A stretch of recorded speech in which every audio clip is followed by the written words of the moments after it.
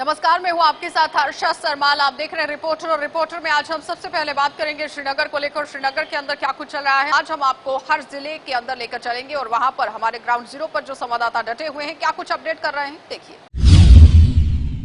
वादी कश्मीर के कई इलाकों के साथ साथ सब डिवीजन टंगमर्ग में कल हुई दोपहर के बाद जबरदस्त चालाबारी ने यहाँ पर एक बार फिर, अगर हम जमींदारी के हवाले से बात करेंगे तो काफ़ी नुकसान यहाँ पर ज़मींदारों को कल पहुँचा।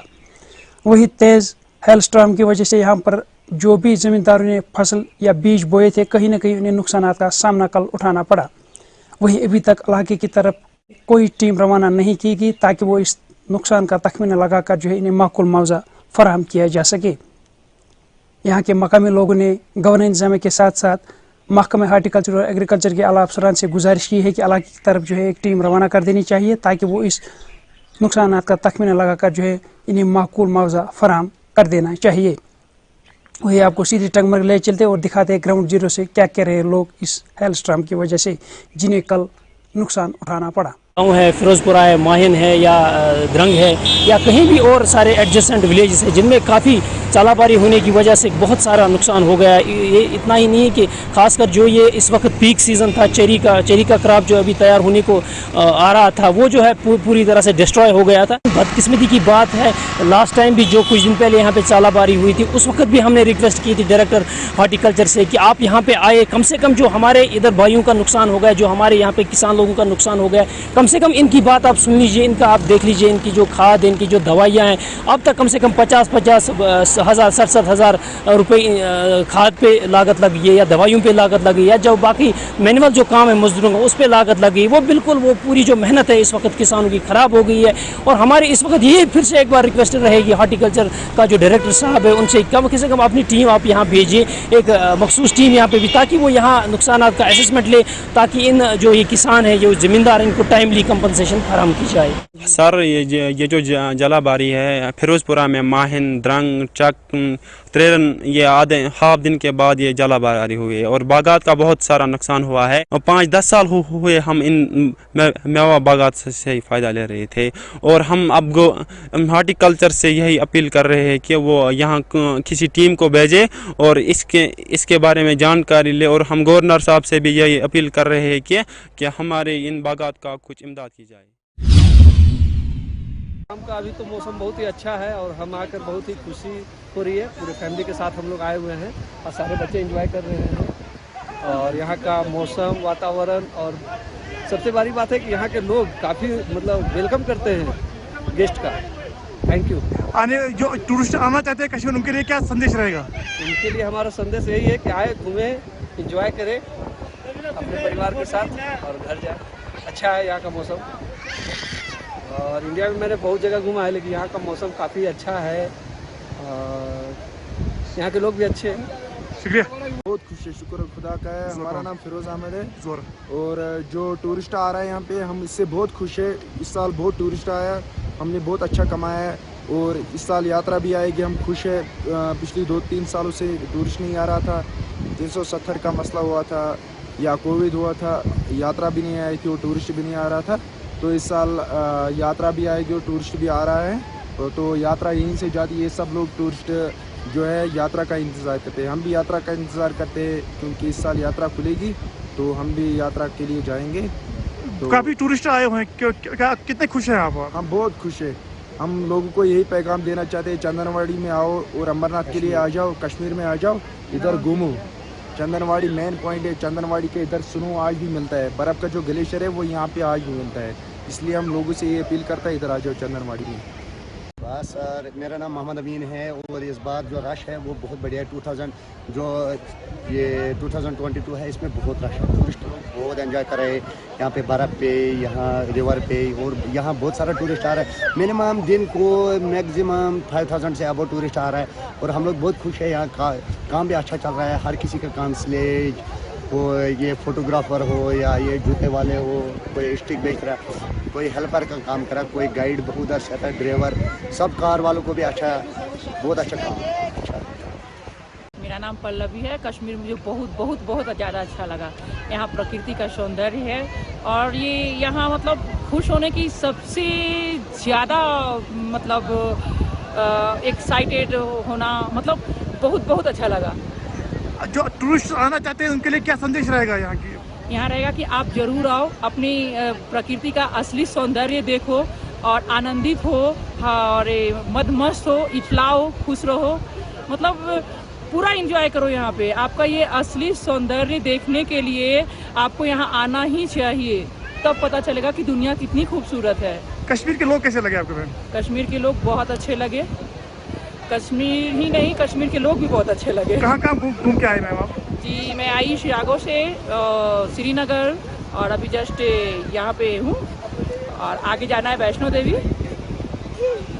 बिल्कुल, हम इस टाइम चंदनवारी पहलगाम में हैं और यहाँ पे आप देख सकते हैं कितने ज़्यादा टूरिस्ट वो आए हुए हैं और कश्मीर के लोग काफ़ी ज़्यादा खुश दिखाई दे रहे हैं क्योंकि ये चंदनवारी का इलाका है और ये आप मेरे पीछे देख रहे हैं किस तरीके का ग्लेशियर और यही अमरनाथ यात्रा ट्रैक है जो यहाँ से बाबा बर्फानी के लिए लोग जो है दर्शन करने के लिए जाएंगे। और यहाँ से के टूरिस्ट से हमने बात की और टूरिस्ट काफ़ी एंजॉय कर रहे हैं, यात्रा भी आने वाली है और लोग काफ़ी खुश है क्योंकि लोगों का जो रोज़गार है वो इस चीज़ से चलता है। बिल्कुल, हम इससे ग्राउंड जीरो पर मौजूद है। यहाँ की टूरिस्ट से लेके हमने काफ़ी ज़्यादा बातचीत की और उनका कहना है कि लोगों को चाहिए कि वो कश्मीर घाटी का रुख करें और ख़ासतौर पर पहलगाम हो या गुलमर्ग हो या श्रीनगर के डल लेक को, यहाँ आना चाहिए उनको और यहाँ का लुत्फ़ उठाना चाहिए। ग्राउंड जीरो से शाह जुनैद, रत्ना, कश्मीर। आज जिस मुद्दे पे हम बात करेंगे, लगातार अगर हम देखें बच्चे बीमार हो रहे हैं, नज़ला जुकाम या इन्फेक्शन जो है आजकल बच्चों में देखने को मिल रहा है। और अगर हम बात करें यहाँ पे 1980 की अगर हम बात करें जो रशियन ट्रीज़ यहाँ पे लाए गए, बात करें जो पोलन जो इन दरख्तों से निकलता है और उसके चलते जो है काफ़ी सारी एलर्जीज जो है वो देखने को मिलती है। अगर हम देखें स्कूल के अंदर भी जो है या यहाँ पे लोकेलिटीज़ के अंदर जो ये दरख्त लगाए गए हैं जिसके चलते जो है लोग काफ़ी परेशान है। देखिए, एडमिनिस्ट्रेशन ने बड़े बड़े दावे किए हैं कि इन दरख्तों को जो है काट दिया जाएगा और उसके बाद जो है अगर हम देखें इस मिशन को स्टार्ट भी किया गया था, कुछ दरख्त काटे गए लेकिन उसके बाद जो है इसको ज्यों की त्यों रखा गया। अगर हम देखें लगभग 80% अभी भी जो है ये दरख्त ऐसे ही मौजूद है जिसके चलते जो है लोग परेशान है, लोग सफ़र करते हुए नज़र आ रहे हैं। और इसी हवाले से आज हमने सोचा कि हम बात करेंगे और मेरे साथ बात करने के लिए है ज़फ़र इकबाल जो कि वेलफेयर सोसाइटी के चेयरपर्सन हैं। इनसे जानने की कोशिश करते हैं। ज़फ़र साहब, आपका खैर मकदम है। बहुत शुक्रिया नदीम साहब। ज़फ़र साहब, अगर देखें लगातार बच्चे बीमार हो रहे हैं, इन्फेक्शंस की अगर हम बात करें, आई इन्फेक्शन या बाकी चेस्ट डिजीज़ की बात करें, इन पोलन की वजह से जो है देखने को मिल रहा है। तो अगर हम देखें गवर्नमेंट की जानिब से भी जो है कई ऑर्डर सामने आए कि इनको जो है काटा जाएगा, इनकी जो है तादाद कम की जाएगी, लेकिन अगर हम देखें जगह जगह पर जो है ये दरख्त ऐसे ही रखे गए हैं। जी नदीम साहब, आपका बजा फरमाना है। तो इससे पहले कि मैं इस पर बात करूँ, मैं थोड़ा हिस्ट्री इसकी बयान करना चाहूँगा। सबसे पहले मैं इसके बारे में ये कहूँगा, इसका नाम जो है वो रशियन पोलर है। तो इस सूरत में ये जो वहाँ पे रशिया में उन्होंने मंगवाए सिर्फ इस गरज से कि वहाँ पे जहाँ पे वेटलैंड्स या फिर वाटर लेवल जिन एरियाज़ में ज़्यादा हुआ करता था वहाँ पे उन्होंने ये वहाँ पे लगाए ताकि वो वाटर लेवल कम किया जाए। सूरत में एक प्रॉब्लम भी है इसमें कि इससे जो पोलन बहता है उससे काफ़ी ज़्यादा लोग परेशान मुतासिर हो रहे हैं। इसमें एक चीज़ है, एक तो एलर्जी तो करता ही है, दूसरी बात और भी जो इंसान के अज्जा है उस पर भी मुतासिर करता है।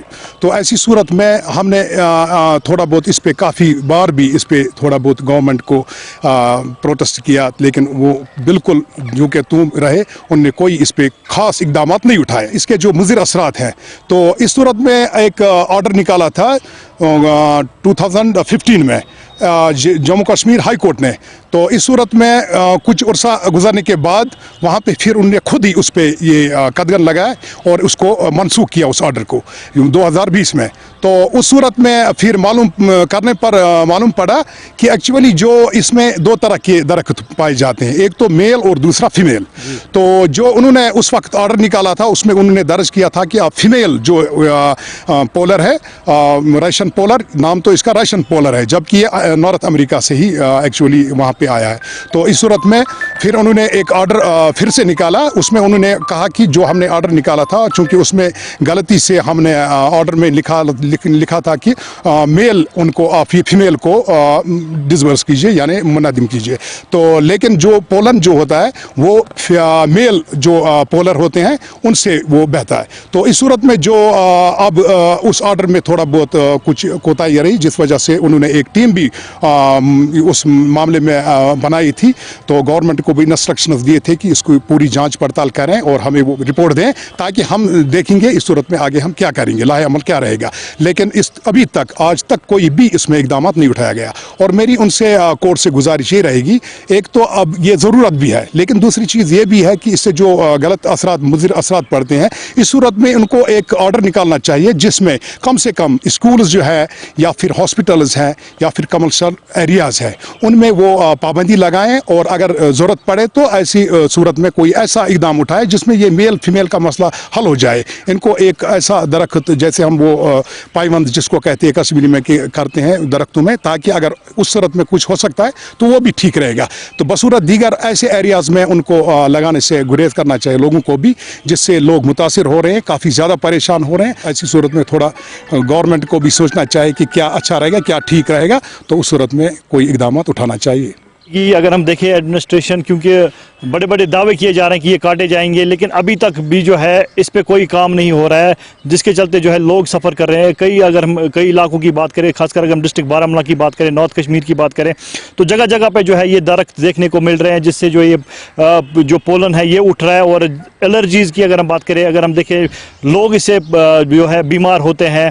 और डॉक्टरों का भी कहना है कि अगर हम देखें आजकल खासकर इस मौसम में, क्योंकि अभी ये मौसम अभी चल रहा है, मामूली सी हवा भी जब होती है तो ये फिर उठ के जैसे बिल्कुल ये फैलता है, पूरे एरिया में फैल जाता है, जिसके चलते जो है एलर्जी होने का खतरा है।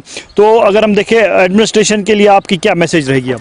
जी, एक तो ये मैं अर्ज़ करना चाहूँगा एडमिनिस्ट्रेशन के लिए, एक तो आप इस पे कोई अच्छा सा इकदाम उठाए। ये नहीं होता है कि आप वक्ती तौर पर कोई इकदाम उठाती है। हमने खुद भी देखा है, इन्होंने बहुत सारे दरख्त काटे हैं, जबकि इसमें ये मेल फीमेल का भी मसला था। इस सूरत में आपको एक जो इसके ब्रांचेस निकलते हैं इस अप्रैल के महीने में, आप उनको इंस्ट्रक्शन दीजिए आम लोगों को जिनके पास ये दरख्त पड़े हैं, उनको बोलिए इनमें ये तरक्शाई करें, ताकि ये जो ब्रांचेस होते हैं उनको काटे वक्त पर, ताकि ये जो पोलन होता है ये कम बहे। और तो दूसरी ये मेरी गुजारिश रहेगी कि ऑनरेबल कोर्ट जो है वो उससे बढ़कर तो कोई नहीं है, उनको चाहिए कि लोगों के हित के लिए इनको ऐसा इकदाम उठाना चाहिए ताकि लोग मुतासिर हेल्थ का मसला है तो इसमें सूरत में उनको कोई अच्छा सा इकदाम उठाना चाहिए ताकि लोग सफ़र न करें। तो हमारी भी यही कोशिश रहेगी कि इसमें हम खुद भी अप्रोच करेंगे। हमें इंशाल्लाह हम आने वाले दिनों में इंशाल्लाह एडमिनिस्ट्रेशन को भी इस मामले में अवेयर करेंगे। और दूसरी बात, हम ये ऑनरेबल गवर्नर से भी इस मामले में राब्ता करेंगे ताकि इस पे अच्छा सा इकदाम उठाए और लोग मुतासिर न। जो आज का ये प्रोटेस्ट हम कर रहे हैं इसलिए है कि कल जो डिलिमिटेशन कमीशन का रिपोर्ट सामने आ गया है, उसके मुताबिक जो हमारी जो हल्का बंदी जो हम पहले कॉन्स्टिट्यूंसी खान साहब के साथ है और अभी नई हदबंदी के तहत हमें कॉन्स्टिट्यूंसी तारिक शरीफ के साथ जोड़ा गया है, ये बिल्कुल हमारे लिए बिल्कुल इनजस्टिस है। तो हम यही गुजारिश कर रहे हैं कि हमारे साथ जस्टिस की जाए और हमें दोबारा जो हमारी मौजूदा कॉन्स्टिट्यूंसी है उसके साथ रखा जाए। उसके बहुत सारे रीज़न हैं। एक रीज़न ये है कि जो तारिक शरीफ है वो यहाँ से तकरीबन 35 किलोमीटर दूर है। दूसरा, जो प्रेजेंट जोग्राफिकल कंडीशन है, फार फ्लंग है, तो हमारे लिए आज की इस महंगाई के दौर में इतना दूर जाना पॉसिबल नहीं है जहाँ पे 300-400 रुपये का किराया हमें रोज़ देना पड़ेगा। और दूसरी तरफ जो खान साहब है, खान साहब जो हेड क्वार्टर है just 4.5 kilometre away from this town, तो जहाँ पे हमें 15-20 रुपये का किराया है। लेकिन इससे भी एक दुख की बात यह है कि अगर आप सबको पता होगा, हिस्ट्री का पता होगा कि 1962 तक हमारा जो दरेगा में कॉन्स्टिट्यूंसी थी, 62 सीरियल नंबर पे हमारी कॉन्स्टिट्यूंसी थी। और 1962 में जो इलेक्शन कंटेस्ट हुआ था और उस टाइम गुलाम नबी वानी एक हमारे एमएलए यहाँ से नामजद हुए थे और 1967 में हमारी ये कॉन्स्टिट्यूंसी यहाँ से हटा के चार्टर में ली गई थी। तो हाई कमिशनस निश डिविजनल कमिश्नर सोब ति डिलमेशन सोरे तथ तिमन दिस कापी तो कॉन्स्टिट्यूंसी कत अगर नव कॉन्स्टिट्यूंसी तुम बढ़ो मगर सह गई कॉन्स्टिट्यूंसी द्रेगाम गई अम पतन कर ना इंसाफी बहुत दपान अगर रिटेयर वनान मगर रात आव मे समझ रिटेयर तेल तम अफसर तक रिटेयर तिमन आव ना यह समझ नोम क्या हक मंगान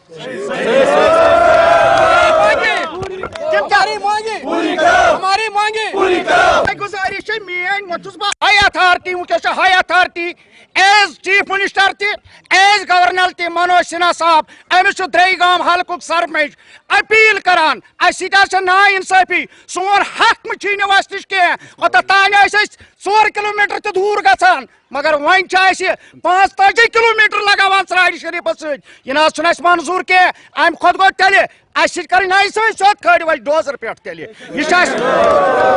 डिलिमिटेशन की जो रिपोर्ट हाल ही कल आई है, तो उसके खिलाफ आज जो यहाँ पर दरेगाम के जो अवाम है उन्होंने यहाँ पर प्रोटेस्ट किया और जिनका यही कहना था कि ऑलरेडी अगर हम पिछली दहाइयों में जाएं तो दरेगाम ऑलरेडी एक कॉन्स्टिट्यूंसी थी, ना तो खान साहब ना तो राज शरीफ तब उस वक्त कॉन्स्टिट्यूंसी थी और हमारा यहाँ नमताल का अपना एक MLA था। तो उसी बात को दोहराते हुए यहाँ सरपंच और जो यहाँ पर सोसाइटी है उन्होंने ये कहा कि हम डिलिमिटेशन गए थे, उनको हमने अर्जदाश्त की थी उस टाइम, उनको हमने बोला था कि ऐसा ऐसा वाक़ा है तो इस पर आप गौर फरमाएं। तो और जब हमें ये कल ये मौसूल हुई जब ये रिपोर्ट, तो हमें बड़े दुख हुआ और आज उन्होंने यहाँ पर प्रोटेस्ट किया और इनका यही कहना है LG इंतज़ामिया से, इलेक्शन कमिश्नर से और यहाँ पर जो डिलिमिटेशन के मेंबरान हैं उनसे भी इन्होंने बहुत ही विनती की और इनका यही कहना है कि इस मसले पर और एक गौर खोज किया जाए।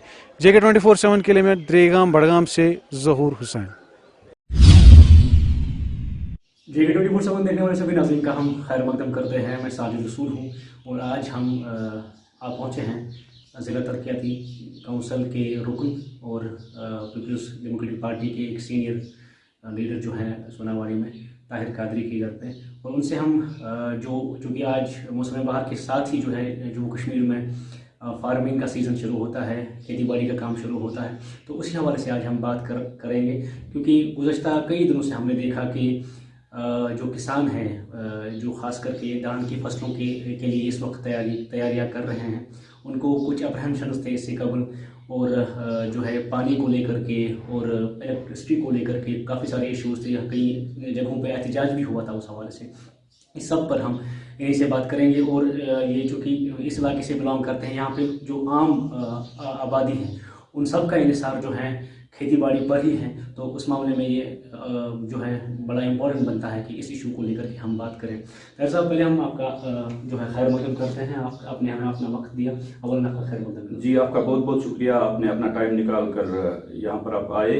तो जहाँ तक आप एग्रीकल्चर की बात कर रहे हैं, मेरे ख्याल से ये एक बहुत ही अफसोसनाक जो नोटिस यहाँ पर इरिगेशन डिपार्टमेंट की तरफ से यहाँ पर दी गई है कि इस साल यहाँ पर धान की खेती नहीं हो सकती है और लोगों को ये एडवाइस या ये हुक्म दिया गया है कि आप पैडी की काश्त न करें। मैं आपको बता दूं, सबसे पहले जो मैं समझता हूं कि जो यहाँ का एग्जीक्यूटिव इंजीनियर है या जो इरिगेशन डिपार्टमेंट का JE साहब है, तो उनको कोई मैंडेट नहीं है कि वो इस तरीके की कोई अनाउंसमेंट कर सकते हैं। अगर अगर कहीं पर भी ड्रॉट खुशकसाली अनाउंस होती है तो उसमें इरिगेशन डिपार्टमेंट का कोई रोल नहीं बनता है, लीगली कोई रोल नहीं बनता है।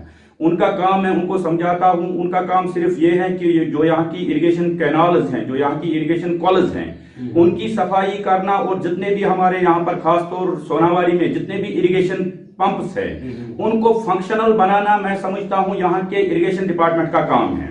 जहां तक एग्रीकल्चर की बात है, और अगर किसी जगह, अभी तो आप को जानकर हैरानगी होगी कि यूजुअली हर साल राजस्थान में कुछ जिलों में खुशकसाली अनाउंस की जाती है, लेकिन इस साल अभी तक वहां पर भी इस तरीके का कोई फैसला नहीं लिया गया है। मैं ये समझता हूं कि उन्होंने जो यहाँ पर नोटिस सर्व की है, यहाँ के हमारे जो गरीब जमींदार हैं और सोनावाड़ी की जो यहाँ की जो आबादी है, तो लगभग उनमें से 70% जो अपना लाइवलीहुड कमाते हैं वो इसी एग्रीकल्चर की वजह से, उनको साल भर का उनका जो खाने पीने का जो भी इंतजाम होता है वो इसी वजह से, यही एक सोर्स है, यही एक जरिया है जिसके जरिए से यहाँ के 70% के आसपास लोग अपना लाइवलीहुड कमाते हैं। ऐसा थोड़ी होता है। अगर आप मार्च के महीने में देखेंगे, जो हमारे यहाँ पर नजदीक जो हमारे लो ऑल्टीट्यूड एरियाज है, जैसे आप गुलमर्ग लेंगे, सोनमर्ग लेंगे, अभी भी बारिशें हो रही है। मेरे ख्याल से मार्च में भी कुछ वक्त से बारिशें हुई हैं यहाँ पे, लेकिन अगर इससे कबल हम देखें तो एक तो मैंने महकमा मौसमियात के हवाले से भी अगर बात करें तो एक तो ये कि जो ट्रमेंडस क्लाइमेट चेंज है उसके दौर से हम गुजर रहे हैं, बहुत मौसमियाती तब्दीली बहुत हद तक हुई है, और इस दफ़ा ये भी जो है एक खदशा जाहिर किया गया था कि उस तरह से बर्फ़ नहीं पड़ी, उस सब का इस पर असर पड़ा था कुछ हद तक। तो अगर हम इस मामले की बात करें कि जब भी कहीं पे पानी को लेकर के इशू होता है, इरिगेशन को लेकर के लोग उनके खिलाफ एहतजाज करते हैं, तो उनका आपको नहीं लगता कि फरीजा बनता है कि लोगों को अवेयर करें? लेकिन उस मामले में आप क्या कहते हैं कि मतलब क्या, जैसा आप कह रहे हैं कि बर्फबारी कम हुई है, मैं आपको बता दूं, अगर आप श्रीनगर वैली की बात करेंगे तो यहाँ का जो अल्टीट्यूड है, जो यहाँ की एलिवेशन है, वो लगभग 5000 फीट के आसपास है। जो हमारे ग्लेशियर्स हैं, जिनमें पीर पंचाल एरिया का रेंज आता है और जो हिमाचल प्रदेश से लिंक्ड है, तो वहां का अगर आप अल्टीट्यूड देखेंगे वो लगभग मेरे ख्याल से 15000 फीट के आसपास है। ये नहीं कि हम कहेंगे कि श्रीनगर में थोड़ी सी धूप निकल आई है तो ऑटोमेटिकली क्लाइमेट चेंज की जो आप बात कर रहे हैं वो एक हाई अल्टीट्यूड एरियाज है जहां से हमारे ग्लेशियर्स आ रहे हैं। और उसके बाद जब ये कहा गया था कि मार्च फरवरी के महीने में ये कहा गया था, नहीं फरवरी के महीने में ये कहा गया था कि अब यहाँ पर ज्यादा बारिशें नहीं हुई या बर्फबारी नहीं हुई, उसके बाद बर्फबारी भी हुई। और जो हाई अल्टीट्यूड एरियाज हैं वहां पर ले लीजिए, वहां पर अच्छी खासी बर्फबारी हुई। डॉक्टर साहब, चूंकि बीइंग पब्लिक रिप्रेजेंटेटिव आप हमारे नुमाइंदे हैं और आप जिस आबादी से जुड़े हैं वो बिल्कुल खेती बाड़ी का उसमें इंसान है, जाहिर सी बात है कि आपको लगता है इस चीज से जो नोटिस सर्व की गई है, फार्मर्स में एक किस्म का जो है कंफ्यूजन पैदा हुआ, खदशात पैदा हुए, उस मामले में आप क्या कहते हैं? मतलब आप, मैं ये समझता हूँ ये एक क्रिमिनल कॉन्फ्रेंसी है, मुजरिमाना साजिश है इरिगेशन डिपार्टमेंट की तरफ से, और मैं आपसे कह रहा हूं कि इसकी लीगलिटी हम इंशाल्लाह चैलेंज करेंगे। सही हो सकता है कि एक इलाके का एक एग्जीक्यूटिव इंजीनियर या जूनियर इंजीनियर खुशकसाली अनाउंस कर सकता है, कहीं ना कहीं पर ये एक साजिश हो रही है जो यहाँ के गरीब आवाम को, यहाँ के गरीब किसान को इसका खमियाजा भुगतना पड़ रहा है। जी शुक्रिया, बहुत शुक्रिया हमसे बात करने के लिए। ताहिर कादरी हमसे बात कर रहे थे, इनके इनमें कई इल्जाम लगाए महकमा फ्लड कंट्रोल इरिगेशन डिपार्टमेंट के हवाले से। इनका ये कहना है कि उनके पास ये किसी भी तरीके से मैंडेट हासिल नहीं है कि वो ड्रॉट यानी खुशकसाली की जो है अनाउंसमेंट करेगा, क्योंकि ये एक किस्म की साजिश है और जो किसान हैं उनमें जो है बिल्कुल इस तरीके से अफरा तफरी फैल गई है, कन्फ्यूजन के शिकार हो गए हैं और जो है नाउम्मीद हो गए हैं। जी 24/7 के लिए मैं बांडीपुरा से साजिद। इस समय हम मौजूद हैं गुड़ा सलाथिया में और आपको बताना चाहते हैं कि ये जो प्रदर्शन की तस्वीरें आपने देखी, ये तस्वीरें गुड़ा सलाथिया की हैं। यहाँ पर आज गुड़ा सलाथिया के लोगों ने डिलिमिटेशन कमीशन के खिलाफ जोरदार प्रदर्शन किया है और उसी के साथ साथ नेताओं को भी संदेश दिया है जिन्होंने डर्टी पॉलिटिक्स खेली है और अपने पॉलिटिकल मुफाद के लिए जो एरियाज को बांटा है वो एक विधानसभा क्षेत्र से निकालकर दूसरे विधानसभा क्षेत्र में डाल दिया गया, जिसको लेकर लगातार लोगों में काफी ज्यादा रोष देखा जा रहा है। मैं आपको लोगों की जुबानी भी सुनाऊंगा कि क्या कहा लोगों ने डिलिमिटेशन कमीशन को लेकर, लेकिन आपको बताना चाहता हूं कि अगर सांबा जिला की बात करें तो जिला सांबा की अब 3 असेंबली कॉन्स्टिट्यूएंसीज हैं, सांबा, विजयपुर और रामगढ़। लेकिन अगर विजयपुर की बात करते हैं तो जो गुड़ा सलाथिया पहले विजयपुर कॉन्स्टिट्यूएंसी का हिस्सा था, विजयपुर कॉन्स्टिट्यूएंसी का ताज था, अब उसे निकालकर गुड़ा सलाथिया जो है अब सांबा कॉन्स्टिट्यूएंसी का हिस्सा बना दिया गया है, जिसमें डिलिमिटेशन कमीशन ने ये फाइनल मोहर भी लगा दी है। लेकिन जब इससे पहले लगातार प्रदर्शनों का सिलसिला में देखने को मिला, जो ड्राफ्ट रिपोर्ट सामने आई थी डिलिमिटेशन कमीशन की, तो उसमें गुड़ा सलाथिया के लोगों ने साफ कहा कि हम सांबा में नहीं जाएंगे। और वैसे ही जो राजपुरा घगवाल के लोग हैं उन्होंने भी कहा कि हम यही रहेंगे, हम रामगढ़ कॉन्स्टिट्यूएंसी में नहीं जाएंगे। लेकिन ऑब्जेक्शंस फाइल करने का जो वक्त दिया गया लोगों को, ऑब्जेक्शंस लोगों ने फाइल की वक्त निकालकर, लेकिन उन ऑब्जेक्शंस को फाइल करने के बाद भी नतीजा शून्य निकला है। यानी कहीं ना कहीं लोगों ने ये साफ तौर पर सवालिया निशान खड़ा कर दिया है कमीशन के ऊपर कि ये जो ऑब्जेक्शंस फाइल करने का वक्त दिया गया था ये सिर्फ और सिर्फ आई वॉश था, इसका पहले ही हमें पता था कि कोई नतीजा नहीं निकलना है। लेकिन कहीं ना कहीं ये लोगों को गुमराह किया गया है और इसमें राजनीति जो वो की गई है बड़े स्तर पर। और वो नेता जो लगातार इन लोगों को ये कह रहे थे, ये आश्वासन दे रहे थे कि हम आपकी बात को ऊपर तक पहुंचाएंगे, लेकिन एक तरफ वो कहते थे कि ये गलत है, ऐसा नहीं होना चाहिए, लेकिन दूसरी तरफ उन तमाम नेताओं ने डिलिमिटेशन कमीशन की इस रिपोर्ट का वेलकम किया है कि जो कमीशन ने रिपोर्ट तैयार की है वो लोगों के हितों को ध्यान में रखकर तैयार की है। तो कहीं ना कहीं आज भी रोष देखा जा रहा है और गुड़ा सलाथिया के लोगों ने ये डिलिमिटेशन कमीशन के खिलाफ प्रदर्शन किया है और नेता को भी कड़ा संदेश दिया है कि इलेक्शन आने वाली है, आपको चुनावों में जवाब दिया जाएगा। इस मसले में आप चुप रहे, लेकिन अब हम चुप रहेंगे जब आप हमारे पास वोट मांगने के लिए आएंगे। तो क्या कहना है तमाम गुड़ा सलाथिया के लोगों का, ये आप इनकी जुबानी सुने। और सीधे तौर पर लोगों ने ये चेतावनी भी दे दी है कि नेता जो पॉलिटिकल मुफाद के चक्कर में यहां पर बंटवारा करवा देते हैं, ये आपको मानना पड़ेगा। तो देखिए हमारी ये खास रिपोर्ट गुड़ा सलाथिया से। ऋषि जी, हमारे मनों में बहुत ज़्यादा रोष है इस चीज़ को लेके। हमें बहुत उम्मीद थी। जिस तरह से हमने काम किया था, हर एक नेता के घर जाके हमने सबसे पर्सनल बातचीत करके, उन्होंने सब ने हमें आश्वासन ही दिया, उसके बिना वो हमें कुछ नहीं दे पाए। आज जो रिजल्ट है, मतलब उससे हमारे गांव के लोगों में गुड़ा सलाथिया पीसी में बहुत ज़्यादा रोष है, और इस रोष को शायद हम उम्र भर भुला नहीं पाएंगे। और ये आग हमारे मनों में जो इन लोगों ने लगाई है अपने पर्सनल मफाद के लिए, वो हमारे मनों से कभी भी बुझने वाली नहीं है। लेकिन बड़े आश्वासन दिए गए थे कि ये सारे मसले हल हो जाएंगे, अमेंडमेंट की जाएगी रिपोर्ट में, लेकिन ऐसा कुछ देखने को नहीं मिला। सब वाई वास्ता ऋषि जी, जिस तरह से इन्होंने इवन कि जम्मू में भी जो अपना डिलिमिटेशन कमीशन का कमेटी आई थी, उन्होंने भी आई वाश की तरह ही काम किया। जब आपने एक बिंदी तक नहीं हिलाई उस ड्राफ्ट में, तो फिर आपने लोगों को बेवकूफ़ क्यों बनाया? क्यों इवन कि पूरे जम्मू कश्मीर का कोई भी सिंगल पॉइंट इधर से उधर नहीं किया गया। जो फाइनल ड्राफ्ट था, जो इन्होंने बनाया था, वही फाइनल किया है। एक भी चीज़ को इन्होंने इधर से उधर नहीं किया। ये इन लोगों ने लोगों के सेंटिमेंट्स के साथ खेले हैं, और लोगों का टाइम भी इन्होंने वेस्ट किया है, और बेवकूफ़, मैं सीधे शब्दों में कहूँगा, बेवकूफ़ बनाने वाली बात की है डिलिमिटेशन कमीशन ने। नेताओं को लेकर क्या कहेंगे आप? ठीक है, जो नेताओं ने नेतागिरी की है वो तो कर चुके हैं। अब पब्लिक का टाइम है, पब्लिक क्या करेगी वो हम भी अपने हिसाब से उन नेताओं को, वक्त के हिसाब से हम भी उन्हें जवाब देंगे। बिगुल बच सकता है जम्मू कश्मीर में, तो किस तरह से रणनीति अब आपकी रहेगी आगे? बिगुल ऋषि जी बजे ना बजे हमारे लिए, मतलब हमारे लिए वो कोई चीज़ मायने नहीं रखता। हमें घर बैठे ही इन लोगों ने शरणार्थी बना दिया। हालांकि हमारा सांबा से कोई दुश्मनी नहीं है, पर बीजेपुर का ताज जो गुड़ा सलाथिया कहा जाता है, आज इन लोगों ने हमें ठोकरों में रोल के हमारे ही देश से हमें देश निकाला करके एक दूसरी विधानसभा में फेंक दिया गया। ये अच्छी बात नहीं है, और आने वाले समय में हम लोग भी इनको अच्छे से जवाब देंगे। जिला बंटवारा होंदा ना, उहदे नतीजे निकलते हैं, क्योंकि बंटवारा महाभारत च भी 5 ग्राएं पर होया हा।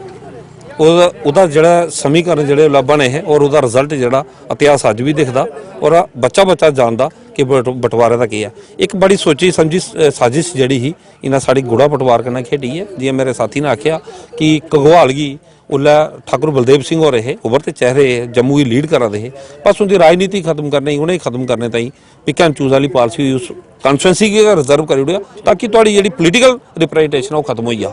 सेम समीकरण ना इत्थे साढ़े जो अपना गुड़ा बंटवारा है वो कन्नै किया। ये जो नतीजे जियां तुसें आख्या कि प्रोटेस्ट करना साड़ी एक ड्यूटी ही, रोष अपना व्यक्त करना ड्यूटी ही, और ड्यूटी की ही क्योंकि अस इंदे लोकें पर यकीन किया। इंदे लोकें अस 2014 च लोकें लियाई है 5 सीटां जित्तिए जिसलै लोग आए, असें सोचा कि साढ़ा जो आने वाला कल फ्यूचर है जम्मू का वो बड़ा अच्छा हो, लेकिन वह मिल लग्या नहीं है कुछ एंगल कन्नै भी, क्योंकि उम्र है 70 साल। अस हैं गुड़ा सलाथियां दे, समझी लाओगे विजयपुर दे। अस 71 च ट्रेन आई ही इत्थै, ओहदे पर बोर्ड अज भी लिखे दा विजयपुर जम्मू। सांबे इन्हें डिस्ट्रिक्ट बनाई था कि 50 सालें के विजयपुर ने कोई तरक्की नहीं की। हूँ असी नहीं एक वोट नहीं लगे, असें इन्हें देवका माता चुकी है, बसंत राय पार सुटिया। हूँ असें इस गौरमेंट एक वोट नहीं लगे गुड़ा साथियों के, ये साड़ी इंदे कन्नै इ'यां अस इंदे कन्नै, लेकिन जिसलै हूँ वोटिंग होनी है अस नहीं एक वोट नहीं लगे गुड़ा साथियों। असें केह् बोलना है, एक राजधानी J&K स्टेट एक राजधानी ही, दिल्ली बाद आज़ाद होया ते J&K पहले आज़ाद हा, उसी राजधानी यूटीआई बनाई उड़िया। इहदे उप्पर होर क्या आखी सकने आं। कश्मीरियें साढ़े पर हुकूमत कीती, उंदे कोला फिर भी खरे है कश्मीरी साढ़े वास्ते, दिल्ली वाले उंदे कोला भी गरदार निकले साढ़े कन्नै, बस इन्ना आखी सकने। और इहदे उप्पर क्या आखी सकने अस। कमेटी वाली इत्थै मीटिंग होई जम्मू, अस गेदे हे, उहदे कोला पहले अस मिले रविंदर रैना जी कन्नै, उ'नें सानूं आश्वासन दिता कि एह् जेह्ड़ी डिलिमिटेशन कमेटी ने जेह्ड़ा कीता एह् नहीं होग। पर अज रविंदर रैना जी का बड़ा एक उन्हें वेलकम किया डिलिमिटेशन कमेटी का कि जो उनका फैसला अस उनका स्वागत करने। मैं रविंदर रैना जी की यह पूछना चाहना कि थोड़ा फेस है, तुस केह्ड़ी साइड हो, थोड़ा फेस कैसा है। एक साइड तुस लोगें आखा दे कि नहीं अस तुहाडे कन्नै न, ते अज्ज जिसलै लोगें कन्नै इन्ना गलत होया ते तुस दूई साइड चली जाओ कि वेलकम करने तुहाडे फैसले का। मैं चाहना कि वो सानूं जवाब देन, एक बार आन सामने, अगर उंदी हिम्मत है तो सामने आई दसो, सानूं जवाब दिओ इस चीज़ का। एक साइड तुस लोगें बोला दे कि अस तुहाडे कन्नै बड़ा दुख है, बड़ा गलत होया, गलत नहीं होन देगे, ते अज्ज जिसलै एह् फैसला आई आ ते तुस इंदा वेलकम करा दे। वाह, ये केह्ड़ी राजनीति है, ये ते डर्टी पॉलिटिक्स है। ये सामने तुस लोगें बेवकूफ बना दे। तो लोगों की जुबानी आपने सुन लिया, क्या कहा लोगों ने। दो टूक है लोगों की कि ये जो पूरा का पूरा ये जो डेमोग्राफी के साथ छेड़छाड़ किया गया या टोपोग्राफी के साथ छेड़छाड़ की गई, ये बर्दाश्त नहीं की जाएगी। लेकिन अब जो मोहर लग गई है ये तो वापस आने वाली नहीं है फाइल, लेकिन ये अपना रोष व्यक्त करेंगे, चुनावों में बताएंगे नेताओं को कि किस तरह से लोगों के हितों की बात की जाती है। फिलहाल के लिए कैमरामैन राहुल के साथ ऋषि खजूरिया, जगरण 47 न्यूज के लिए। चलिए, तो फिलहाल आपने देखा कि हर जिले की खबर में अलग अलग जिलों से आपको रूबरू करवाने की कोशिश की गई है, लेकिन महज यहां सिर्फ और सिर्फ रूबरू होकर ही काम नहीं चलेगा। सरकार को, प्रशासन को अमल करना बहुत जरूरी है, क्योंकि जो आम लोग हैं उन्हें किस तरह से समस्याओं का सामना करना पड़ रहा है, इस पर काम करना बहुत जरूरी है। आप देखते रहिए कार्यक्रम।